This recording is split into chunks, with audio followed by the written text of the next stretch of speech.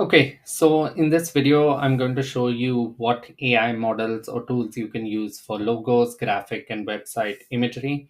So, most image generators for logos are bad with text, but not ideogram. And that's the main one we're going to be using for logos or anything primarily with text in it.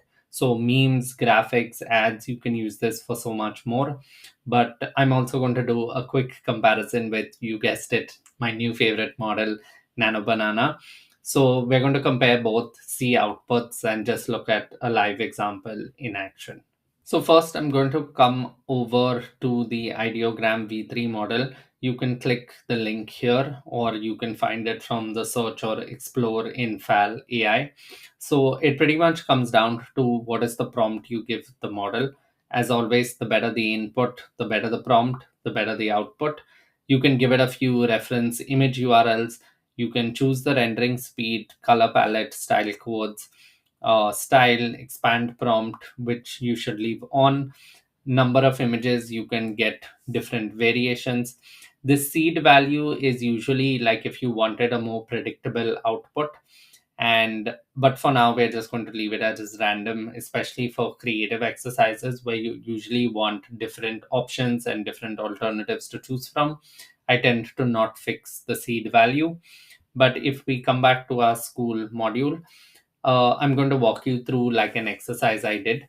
So if we look at an example, and if you have like inspiration or competitors that you would like to model your logo after, then you can first upload an image of their logo into Claude or ChatGPT and ask it, or say something like, this is an example logo of a competitor of mine for your niche or industry. And you can tell it about your name, your company, what you do, who you help, and so on.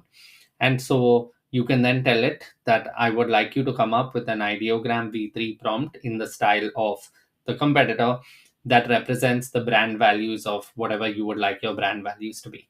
So you can also enhance this prompt and tell it things like, I would like it to stick to, say, best practices, or you can first even ask it, right? Like you may ask it, what about this competitor's logo makes it great? Or what is the aesthetic or vibe, or any questions like that that you feel might influence the prompt that you give the AI model.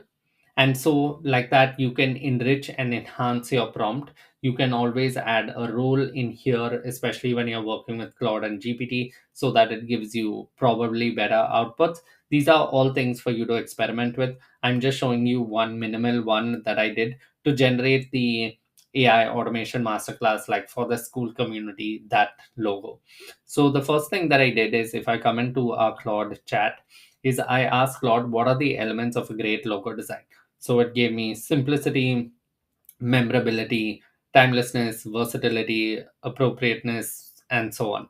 So then I just replied with, awesome, with these in mind, can you help me come up with a detailed prompt so that I'm working with the ideogram V3 model?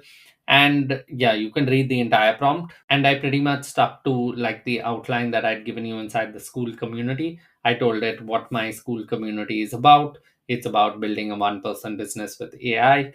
The logo should be designed in such a way that they work on both light and dark backgrounds with a modern, minimalist, and professional feel. And these were colors that I liked, so that I wanted to be part of my brand. So I just included them in here. So then it gave me this entire prompt, which I've also included in here. So this was the chat follow up that I gave it. And as always, you just have a chat with Claude and like try and hone in on what it is that you're looking for. You can start super broad and narrow down, or you can start narrow and expand and add things to it. There's no like one fixed way of doing this, which is the beauty about this process. So once we got our model or our prompt from Claude, what I did with this is then I just took this and gave it to FAL AI in ideogram. So the additional settings you can try between the rendering speed, as we saw. So if we come in here, the rendering speed you can set to balanced quality and like check out both outputs that you get. So you can experiment, because I think the only thing that changed is the pricing. So if we choose quality, it So it specifies here anyway. It's 0.03 or 3 cents with turbo, 6 cents with balance, and 9 cents with quality. Like, you can experiment with which one you would like to use. Number of images, I usually tend to choose 2 or 3. You can get even up to 4. I don't know if there's a limit. Maybe the limit is okay. So there's a limit of 8. Yeah, you don't want to have too many to choose from and be overwhelmed, but that's completely up to you. You may choose the style, which is auto, general, realistic, or design. So here, yeah, these are the 4 style settings you have to choose from. You can just experiment and see which one feels more like you. And it even has an aspect ratio setting. Yeah, you can specify what size you want this for.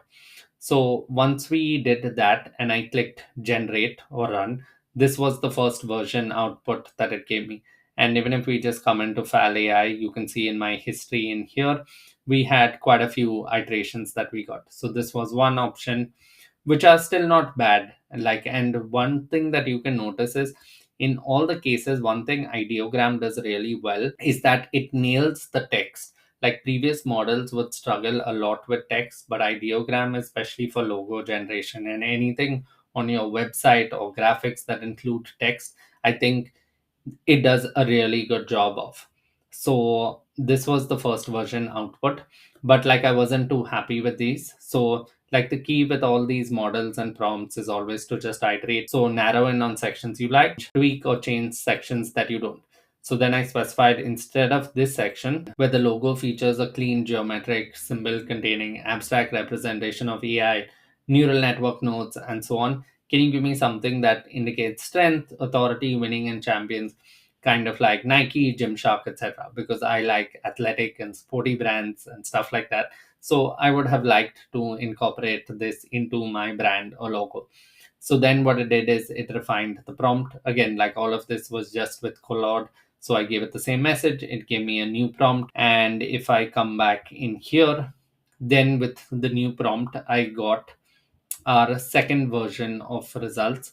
So if you see, I got these results out of it, and I really liked this one. So this is the one I ended up using, which is the current logo of our Skool community. Who knows, maybe by the time you're watching this, I've changed it. But yeah, I liked this. I think it was good enough when we were starting out. So pretty great response. So the version 2 output was something like this, the same one I was showing you in our history in here. But coming back to, like, yeah, you can always experiment with this. You can always tweak the number of images, you can always tweak the style, you can tweak the quality, and you can tweak the prompt. Like, these are some of the key variables, and like, it really does a fantastic job of giving you like great outputs, especially for logos. Another prompt you might want to experiment with is, just for fun, you may tell Claude or GPT, can you give me one other prompt that is completely your own, disregard my inputs, like my previous inputs, and just give me a prompt that you think would work best for my Skool community. But you can specify things that you definitely don't want it to have. So I don't want it to look too technical and should have some creativity or aspect of championship in it. So then this was the prompt that it gave me, and this was the output that produced. These weren't bad, but they weren't great either. And so I just chose to stick with this AI automation masterclass one that I had got from our previous iteration. And as promised, just to show you a comparison of, like, say, doing a similar process or giving a similar prompt to Gemini and Nano Banana. So this was the first prompt that I gave it, which was the same initial prompt that I had given Ideogram, and it produced these outputs. So I wasn't too happy with this. I didn't like the gears, the brain, the arrows, any of it. And then, like, I kind of specified that in the follow-up prompt of what I was looking at, the same way that we did um, for ideogram in fall AI, fal AI. I never know which one to pronounce it as, but yeah. So we gave it the same prompt, and it gave us these outputs. Again, not bad at all, but these were not what I was looking for. Again, my prompt could definitely be improved, and this is where, like, you have to tweak and refine like what it is that you are looking for in a final prompt. Like, say it's for a logo. And so, like, I mean, one thing to note though is that I think Gemini and Nano Banana, also now do a fantastic job of nailing text, right? There are no spelling mistakes or like any of the funny business that happens with other models which struggle with text. So it's doing a good job of that. But the creative aspect here, I didn't like as much. So I think in this case, especially for logo generation, I lean more towards using ideogram. But again, this is like trial and error. And these were just two options I wanted to give you when you are using it for any of your graphic, website, or logo generation. I think for more pure graphics and images, Nano Banana still wins, but for logos, I think Ideogram just about like beats Nano Banana, at least for now. So who knows? Maybe I'm not that biased towards Nano Banana. But anyway, so we covered a lot in this video. Like we looked at two examples, two models you can use for all your logos, graphics, and website imagery. I think the two best as of now are Ideogram V3 and Nano Banana. I will keep this lesson module updated. Like if there are any new models that come out and that like you can experiment with. Also, if you guys find any and you would like me to make a lesson about it or show it in action, like please let me know. If you feel there's anything I didn't cover in this lesson, please send me a DM. Happy to update it, add an additional training or whatever's required.